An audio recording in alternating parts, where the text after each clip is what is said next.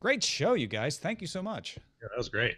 Yay. Indeed. Good stuff, Aaron. Aaron, you're still gonna come back and we're gonna do like VR show, right? We're gonna do like with the Yeah. headset on and everything. I'm totally into that. I forgot to ask you what the social thing was you saw. Dang it, I meant to bring that up. You said you Oh. some sort of social app or whatever, and I assume that means people in the same room doing stuff, or Yeah, it was cool. It was like you're in this cartoonish world as this little avatar who's shaped somewhere between like a South Park character and like a Smurf or something, kind of like bulbous and has like a hat, you know. Right. And you have these hands that are just sort of like that, you know. And yeah, you can play ping pong. You can pick up blocks and throw them. There's some pianos, some bongos. There's a little disco that you can kind of go into and Nice. like dance around. But I think one of my favorite things is that there were three of us in there at once, plus someone from Sony, and there's this mirror in World, and he's like, okay guys, we're gonna learn how to like emote in VR, and so kind of how to walk through this process of using triggers and buttons to make like a thumbs up or a thumbs down or a fist, and if you do certain things at once, you can scowl very severely or smile widely or that sort of thing. Oh, wow. So it was fun. It's trippy. You kind of have to rewire your brain to be like, I'm not smiling with my mouth. I'm basically, smiling with like my thumb. Weird. So. I'm really curious to see who does that work, because there's going to be all sorts of like, who has the best social app? Is it Facebook? They should, because they got all the social stuff. But Vive's got this great Steam thing where you're all watching each other play in a room, and like there's so many chances for that to be really cool, and hopefully some third parties come up with some rad stuff too. I feel like in the future, we will all smile with our thumbs is about to be a T-shirt that I make. Show titles? Show titles. Yeah, what do we got? So, we have, pardon me, we have the Killer Health app. You can ring my bell. Recode Suave. Ring and run. One ring to view them all. It's Comcapstick. Comcapstick. Nice. Celebrities are just like our That was grandmothers. good. Passed away, which is probably not true for a lot of celebrities. A weird coming together. Sony awakens Morpheus. Ha. VR at VR very reasonable price. At a very reasonable price. VRE, reasonable. Yeah. Nice. ICANN has multi-stakeholderism. Sony gets Cross. Dirty Bird striking Dirty Air. Middle class VR. Middle class VR. That one's good. I like that Yeah, one. Yeah.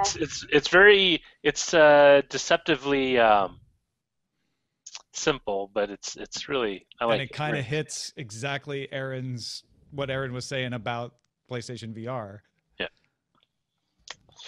I like Maybe that's what they should be promising in the elections. A it. PS4 and a VR headset. Right. Instead of a chicken of every pot. Yes, exactly. Yeah. We won't give you a real chicken, but we'll give you a virtual We'll chicken. give you a virtual chicken and a virtual pot. That will happen. I'm sure that will. Yeah. As you eat your And you can tasteless stream it on Twitch. cracker compound Right. food stuff. That was a good show. It was great. Yeah, I really enjoyed today. I knew I was Yeah, good. it's fun. I was certain of it before we even started. Oh yeah. I still have my I know Tom thinks I'm paranoid, but I still think it's going to lead to a generation of nearsighted people. That's just Yeah. We, a bunch of my friends and I from college always joke that we're going to be deaf, nearsighted, have like terrible stoops, and carpal tunnel. you can't spell. And Won't be able to spell. Well, they can join me in my nearsightedness, so it'll be fun. Yeah, that's all coming true anyway. You don't need VR for that. Right, yeah. Don't Oh no, worry. but I mean that's going to just accelerate. Like people are going to have, it's going to be to the point where your VR headset will be your glasses because it'll just have auxiliary cameras on either side of it. So when you walk with the headset down the street, you can actually see ahead of you like your normal vision, but it would just come through you to the headset. Be awesome. Yeah. I figure this will be another screen that I ban from my life after like 7 p.m. So Probably a good idea. yeah. I'm trying to avoid giving my kid a tablet or phone, even though I give her a tablet like on a plane ride to quiet her down. But It's all moderation. Yeah. just trying to watch out for the eyes. She can watch TV. I'm just nothing too close focusing.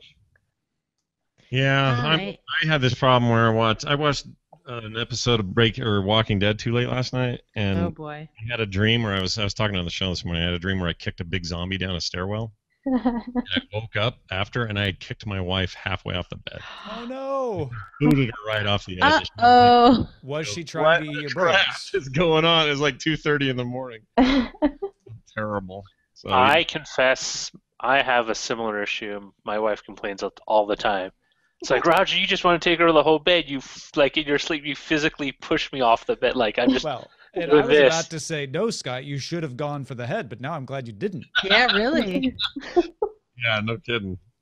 I've never done that before that I know of, but man, freak me out. I am buying a TMS mug as we speak. Oh, you're too nice. Special edition. Special edition mug. Yep, 1,000 says 1,000 plus it says, and it will have. Well, shoot. DTNS should do its special edition 2,713 episode number mug, I was gonna say, even though that is not the number of episodes we've done. You should just pick a random number and just celebrate that. Yeah, Yeah. Why not? I like that. I like that idea. Yeah. What's your favorite number? Yeah. 7. 1,032. Big There you fan go. of 2723. So when that episode comes, we're looking forward. There you go. I'll buy that mug.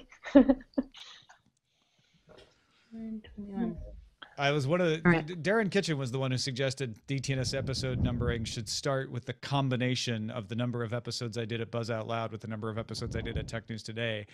And I liked the symbolism of that, but I also just liked divorcing the episode number from any kind of meaning because they really, there's really something. don't. I'm with you on that. There's something I like about Yeah. that. Yeah. I am, yeah. I don't know why we do that. It's like no other medium. Well, not all other medium, but no other like Well, TV shows. they that go, did it for syndication, right? I mean, other than just like knowing what order things Sure. come in, Yeah. it matters for being able to syndicate. But you But get like more. you just all that meant was you're going to get a Seinfeld clip show at like 200 or something. Right.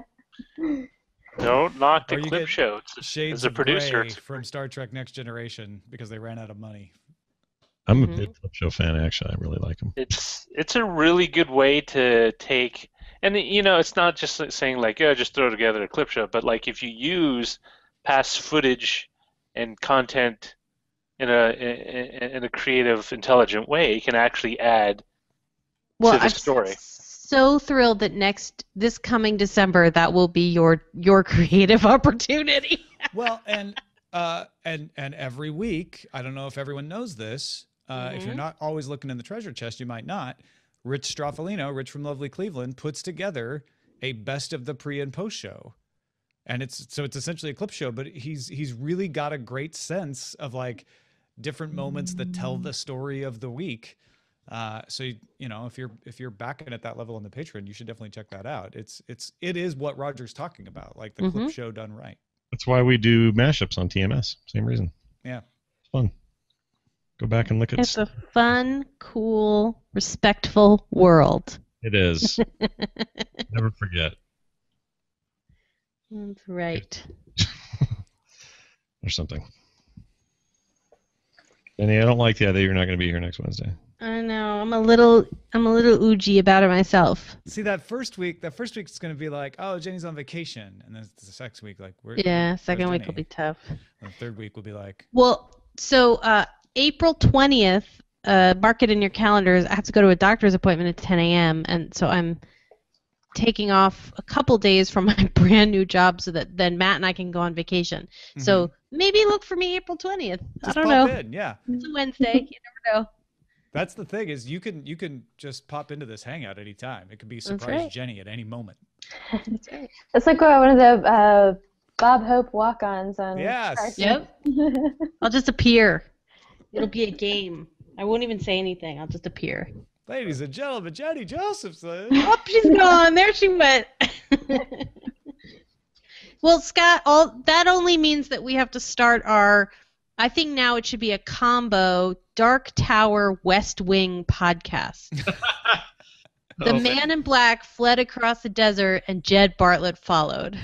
Oh man, The West Wing of the Dark Tower. That's right. I was thinking the other day how depressing that show might feel right now if I watched it right now. Well, West Wing? Actually, Just given our current political state, I would I think just. you should come back immediately. That's the Watch show House I of would watch when I'm Cards. sick. Yeah. Yeah, That's Aaron, always like totally. comfort show. I'm like, Yeah. talk to me. Best comfort show. Yeah. There was a Tumblr a couple years ago that was a mashup of Kanye West lyrics in the West Wing, like still Oh, really? Kanye West Wing. My tip of the That's day. amazing. I love it. I think it's still out there. Quite Kanye good. West gave a Twitter compliment to my home state. He said, for some reason, out of nowhere and totally randomly, he said, Utah has hardly any homeless people. And he's right. We have really low homeless rates. We have homeless people, but I don't know but why that came out of him, what he was doing or thinking or Who talking. knows? It's very weird. We could call it the Dark Wing or the West Tower. You'll get a Oh. lot of Darkwing Duck people. Yeah, that's Oh, true. We good have or to evil. hey, do that Darkwing Duck. The West Tower. later. The West Tower. I'm so excited about all the casting news. Oh my gosh. It's so exciting. Aaron, have you read the Dark Tower series by Stephen King? I have not actually. Oh, you will enjoy it perhaps someday. It is a madcap. I don't ever want to say, "Oh, you should totally read it," Yeah. but it's a fantasy alternate world Stephen King book that stretches across 7 books, and it's really fun. Nice. I Well, don't know what your taste in books are. yeah, be careful Everything. when I you... used to work at a bookstore, so Hey, Nice. I like my you're books. in good company. Yeah. Yeah, I knew I liked you. He used to work at a bookstore too. I worked at a bookstore for 6 years in Austin, yeah. Nice. Yeah, it's one of those things that I did it after journalism school, and it was always so this like pride point whenever you can get a book to someone and it's like that connection, you Yeah. know, and they get it like, yes, this is what I need, you know. Also so challenging. I remember this girl came in one day and was asked, what did she want? Like a classic that ended well, like or something like that. And I was Weird. like, you know. So we had like a team. I was a journalism major, and there was another guy there who was like a lit major, or like lit master's degree or something like that, and so on.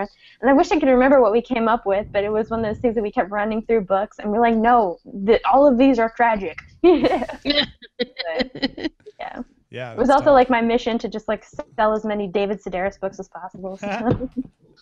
Excellent. Excellent. Was it used or new? New. Okay. Yeah, it was a Barnes and Noble, but it's like all that's out in my neck of the woods and the wilds of Williamson County, Tennessee. So, but yeah.